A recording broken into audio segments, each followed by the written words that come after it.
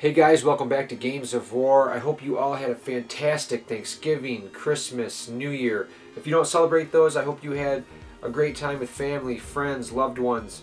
Whatever you guys do, I hope you did it right and had a good time. I know I did last night. I had a great night. I don't get out and party much anymore. I'm an older guy now. But last night I had some fun, I'll be honest. I'm still in my robe today.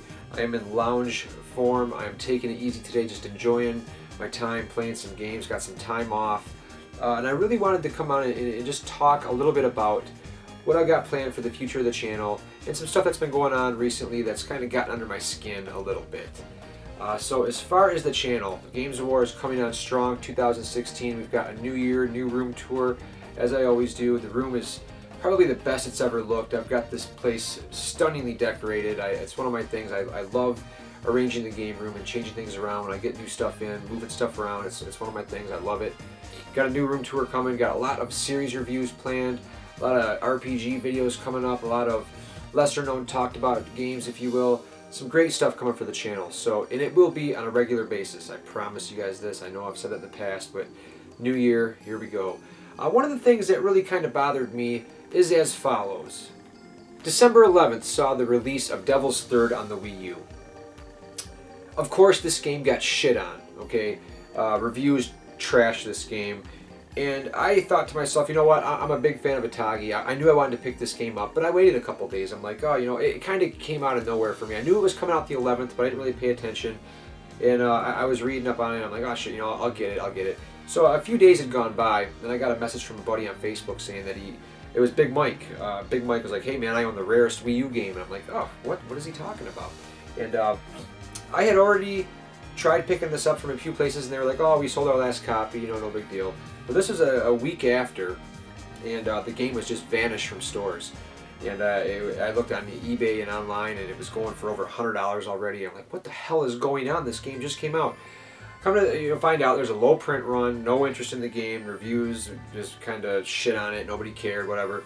So the game is sold out everywhere, and it is now out of print and going for a good amount of money. I called the GameStop in my local area, and I was like, hey, do you have Devil's Third? And he's like, oh, you don't want that game, man. It's just for collectors. The game's gotten horrible reviews. You don't want it. And I wanted to say, you know, first of all, who the fuck are you to tell me what I want? Second of all, I like these kind of games, man. I don't want to buy it just to sit on my shelf. I want to play the damn game. And this is my point, and I've talked about this before with my buddy Joe on the CXG podcast. You got your AAA. You've got your online-only download games. The middle-of-the-road games like Devil's Third, I've got a few other examples that I've really enjoyed. On the PS4, as recent as the PS4, games like Bound by Flame and games like Lords of the Fallen. On the 360, I've got a few examples, just to give you an idea of where I'm coming from with middle-of-the-road games. Games like The Saboteur, like an open-world game like this from Pandemic Studios.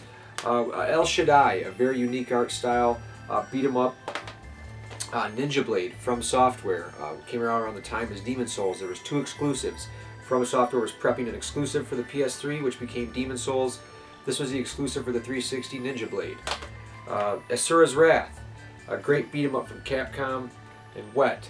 Now, these are just a few examples of what I call middle-of-the-road games. Okay, they're not big, huge budget AAA games. They're not mainstream appeal games like Call of Duty or the first-person shooter craze that's totally out of control these days. These are games that may not get the best of reviews, maybe 6s, 5s, 7s, maybe even some 8s. But these games are not critically praised, and they're not going to set the sales charts on fire. These games are disappearing. They're disappearing. There is no reason for this game, Devil's Third, to be getting the kind of reviews that I've... Okay, I can understand if a game comes out and it doesn't do anything new. It doesn't push the boundaries. It isn't a new experience. The writing's not top-notch. Whatever the reason may be, I can live with games, and I understand that they're not going to come out and rewrite the script. Not everything needs to be a game changer. This is a solid game. It doesn't have like major screen tearing or bugs or huge frame rate issues. It's a solid game, and the fact is, this is a game that you can switch between first person and third person. Combat is very bloody. It's Atagi. He's made Ninja Gaiden. He knows how to make combat. I like the character. He smokes cigarettes and drinks, and he's got dialogue that's kind of cheesy, and it's right up my alley, and the kills are bloody and violent. I can understand if somebody wanted to score this a 6 or a 7 and say, hey, if you're a fan of hack and slash games and you're not expecting a revolutionary game, then try it out. This game's been getting such bad reviews that people that haven't even played it at GameStop are instructing people that are spending money not to buy this game because it's a collector's item. It's a horrible game. It's just for collectors. No, that's bullshit. This is a good game. I enjoy it. I enjoy Asura's Wrath. It's not changing the genre or reinventing anything. But these middle-of-the-road games I'm seeing disappearing more and more because studios know they're not going to really make that much money off of them. And, don't get me wrong. I'm not saying... I love Uncharted. I like Destiny quite a bit. I like these AAA games, but I don't want to see them at the cost of great beat-em-ups that may be repetitive. They might not do anything new. They might not change the landscape, but they're still a damn good amount of fun for me. I could go on and on with these middle-of-the-road games. Just behind me here, but the First Templar, Cursed Crusade, Knight's Contract, Viking. I loved Viking. Enslaved. That kind of got pretty well recognized. But Yaba Ninja Gaiden, Bullet Witch, Brutal Legend, Majin and the Forsaken Kingdom, Dark Void. On the PS3 over here, tons of them. Arno Surge, Fairy Fencer F. Those are RPGs, but games like Nier. People shit on Nier. That's kind of got a cult status now. There's just so many middle road games that I would hate to see disappear. Vanquish, Binary Domain. I don't want to see these games go anywhere, and it's like everything has gotten so expensive to make these games. It's either AAA, sell a shit ton, or they're going to close the studio. And I just wanted this. I don't want to get into a rant here, but I just want to say, if you're into games like Devil's Third and you're trying to find, I hate to say that it's $100 now, $60 to $100, but don't listen to these reviews. This is a fun game, man. It's a good, fun game. And don't let these horrible reviews, I would hate to see the middle of the road games die off and it just be only download only or AAA. I hate to see it. It's a changing part of this gaming landscape, but please guys, let's keep these kind of games alive, these hack and slash games and games that don't appeal to like the huge overall mainstream. I want to keep these games alive. While we're on the topic of Wii U, I just want to say real quick, and this is kind of something that I saw coming, and I'm not boasting about it by any means, but the writing was clearly on the wall, and I saw this, and I knew this would happen. With the NX coming so soon, this is the year where we're going to start getting tons of information, and it's going to release later this year. Wii U games, like for instance, Pikmin 3 is already out of print. Been out of print for months now, maybe even a year. Prices on this are climbing through the roof. I had a buddy looking for a new copy of Bayonetta 2, and he couldn't find a new copy anywhere. I look on eBay, and this is already up in the $80s, $90 range. Devil's Third is already expensive. You can't find this green case Super Luigi U anywhere anymore. Even Wind Waker, I believe, was reprinted, but without this kind of foil gold cover.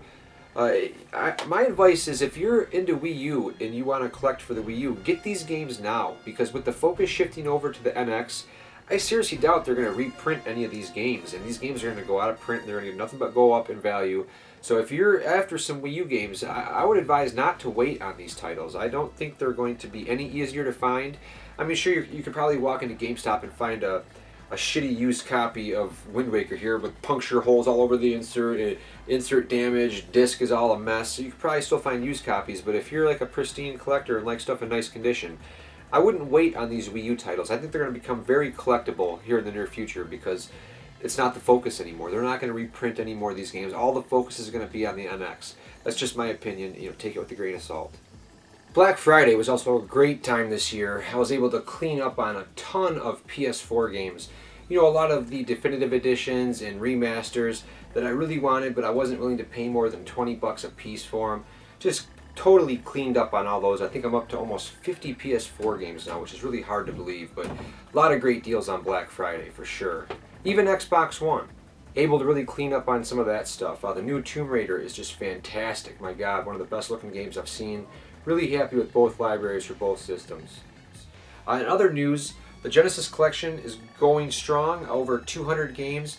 And one of the things I've been really getting into, this is a new video coming up that I've already got halfway finished, is just a little bit of collecting that I've been going on for the Genesis. EA. Now I know people have voted them worst company of the year. It's gotten pretty, not so much anymore. I think Konami, it was Capcom, and now I think Konami's taken over that mantle of like the shittiest company ever, making horrible decisions. But EA has definitely gotten some flack. Say what you will about EA on the Genesis, they were gold. Now I've talked about games like Road Rash and the Desert Strike series in great detail before. But digging out some of their backlog of games, they made some of these awesome games that came over. Some from the PC, some from the Amiga.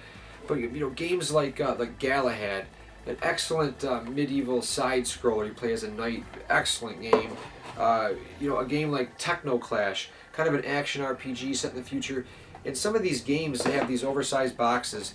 And like when you look at a game like Buck Rogers, some people call this the Mass Effect of the Genesis. You open this thing up and you take a look at this instruction manual, and let me tell you, these guys were not messing around. I think this is what, almost 300 pages. This is a thick little novel here. Just tons of backstory, tons of little drawings and artwork and notes to help you out in your quest. I mean, this is a manual here. These guys went into so much detail. Here's an awesome advertisement for Starflight, another game that I own. This is like the Star Control 2 on the 3DO, either the one that came before it or after, I'm not sure. But once again, you open this thing up, and this is just a this one's even bigger than that. Just a gargantuan manual of epic proportions explaining everything. Look at this artwork. I mean, you've got descriptions, solar systems, aliens. I mean, these are just novels full of information. I have really been enjoying going back and collecting some of these early Electronic Arts games on the Genesis, these awesome RPGs like King's Bounty, Centurion, Fairy Tale Adventure, Blades of Vengeance. I've talked about this before, an excellent hack and slash game, Risky Woods. So there is a lot of love on the Genesis from EA, and I'm totally digging going back and checking out some of these older games for sure. You guys know me, I'm always playing some RPGs. This year, 2015, was a great year for RPG fans. I finished up Stellar Glow on the 3DS, amazing game. Full review on that coming soon. Working up on Tales of Zestiria right now. Got all my characters lined up here from Zestiria and Symphonia. Really looking forward to the best area coming out exclusively on PS4. This magical, epic RPG here. If you're on the fence about getting a Wii U, man, this makes your decision a hell of a lot easier. Even if the NX is supposed to be announced this year, this is an amazing RPG. I freaking love this game. You know, Xenoblade Chronicles, and then this one, two of my favorites, and this is a beautiful collector's edition. It might still be available. An amazing game on the Wii U, totally worth it. They've really knocked it out of the park. Graphics are phenomenal. Music is one of the best soundtracks I've heard in a long time. This is a fantastic RPG. You guys know me, I gotta show some love to the Vita. This is the newest entry in the Legend of Heroes series. This is going to be a monster of an RPG. The first one on the PSP was a monster, it's a download only one. Really looking forward to getting into this one as soon as I finish up Zestiria. Just a monster of an RPG. So many great games on the Vita that have hit recently.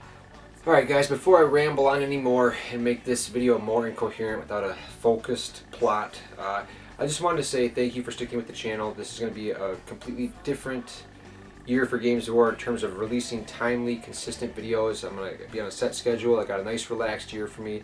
Never take life too serious. I hope you guys all get what you want in this next year. You all deserve it. Lots of new stuff coming. I'm thinking about opening up a new channel, strictly handheld gaming, strictly handheld reviews, system reviews, overviews, collection updates, collection reviews, RPG buyer's guides, you know, little overlooked games, strictly handheld, Vita, 3DS, PSP, DS, Game Boy Advance. I really love handheld gaming, and I'd like to dedicate a channel to it, but that's after I get this channel back on track with consistent videos. Thank you guys for sticking around. I hope you all have a great new year. Get everything you want. Life is good. Just don't take it too seriously. No one gets out alive. So just have fun, guys. Games War really is nothing without you.